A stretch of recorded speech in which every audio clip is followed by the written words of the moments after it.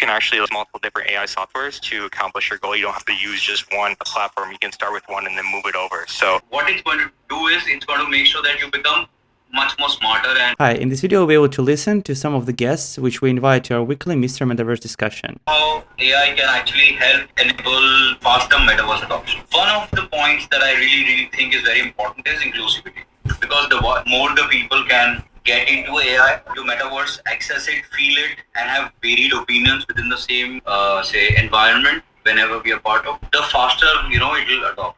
So one way of AI is the language conversion. I know it's a very basic thing, but somehow if we are in a metaverse experiencing something, but somebody wants to talk in English, whatever you're comfortable with, but somebody who's there in German, who understands German, or maybe different Indian dialect. We have so many. If that person is able to understand that and respond in their own dialect, and I am able to understand in the language that I prefer, imagine the amount of information exchange that will happen at that level, and then the amount of information exchange as well as the ideas which will come up.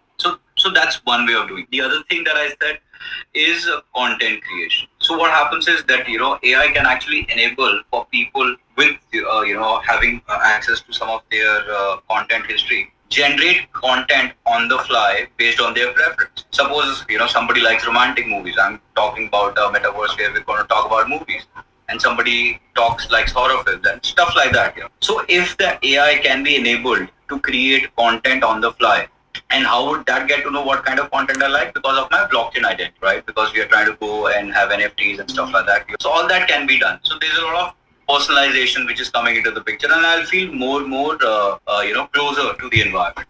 And then again, automation is another aspect.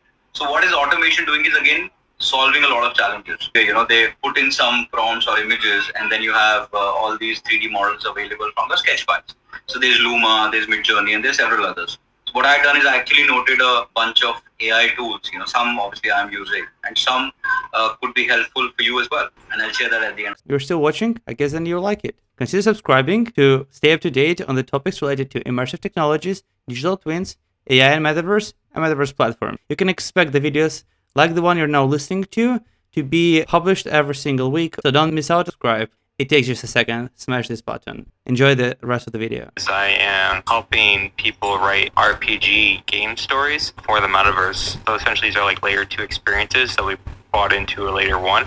And so essentially we're creating the storylines and the imagery using AI, but with the basic concepts that we create on our own. So we're just taking our elements and then feeding an AI and seeing what it basically suggests. And the imaging, I typically use with a few different tools. I might start like the image in Midjourney, and then I'll move it over to Kadvana because they have an AI tool there with the magic eraser. So like you can erase images and then transform them into a different image. So like let's say like there's trash on the floor from the Midjourney image, and you don't want the trash there. You could pull it over to Kadvana and then remove the trash. So like you can actually like use multiple different AI softwares to accomplish your goal. You don't have to use just one platform. You can start with one and then move it over. So that's kind of what I've been doing with AI. It's been pretty fascinating so far. So I'm looking forward to creating more of these gaming experiences and help story writers really be able to tell their stories. So that is what will help in adoption once people feel familiar. What I know from my experiences, people fear what they don't understand. Beat anything, technology, or there's several other things. To take that fear out of with new technologies is to make them familiar, right? So that's where personalization will play a very big role. And the other thing that AI can play a big helpful role is in security, right? How it can do is it can help in detecting and preventing fraud. It can help in preventing in abuse or bullying and in the metaverse environments. How again, having on-chain identity of people, go ahead, automate, process it. I mean, there are some systems already in place. Metaverse is a very new technology, and there are a lot of companies who are building, certain tools around it. Once we make people feel the utility of Metaverse, right, and irrespective of AI being there or not, what's happening is that, and for anything to be adopted by a wider audience, people need to be made aware of it. Once people are made aware of it, sit in front of more people want to experience it, some will like it, some will not like it. That's where, how the adoption will happen. So I want to quote some examples here. So content, we all heard ChatGPT, and also, that AI was not is not something which is new today. AI is something which has been there for a long time, in your autoresponders, when you call your IVRs, that in a way is a small form of AI, talking with Siri or Cortana, depending upon what OS you are using, has been a part of AI. What ChatGPT did does, it put that switch and put it into the fast get. Important thing is, again, make people aware, how educate people, like educate your audience, irrespective of the industry you are in, right? Educate your audience, educate your people, educate your team members. That is where I think it will, because once people stop fearing it, that AI will take my jobs away, people will, and this is for everybody, right? We spoke about so many design tools. I'm going to talk about certain research and imaging tools. So if you have to educate your people, that is when people will start loving this technology and kind of using it. I just want to share some tools which are very, very helpful.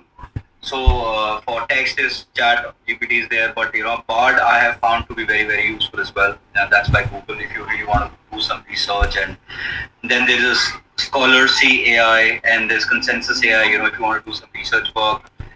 For design there is Leonardo once, which he mentioned, and then you can also have Galileo and Wizard, right? Some of them we use internally as well, just for understanding and again making things faster. Then for images, Stable Diffusion is also one. Then there's Microsoft Designer. I've experimented with it a bit, but I haven't found it very, very very nice. Even Canva has a AI and automatic image generation option.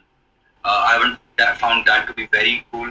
I still feel that we as designers can create a far better output than what it does as of today. It might be improving, but there's several other advantages of using Canva. Right, and then there's a presentation, use slides AI. Yeah, and there are several others. Point is that which tools are you using and how effective you're using.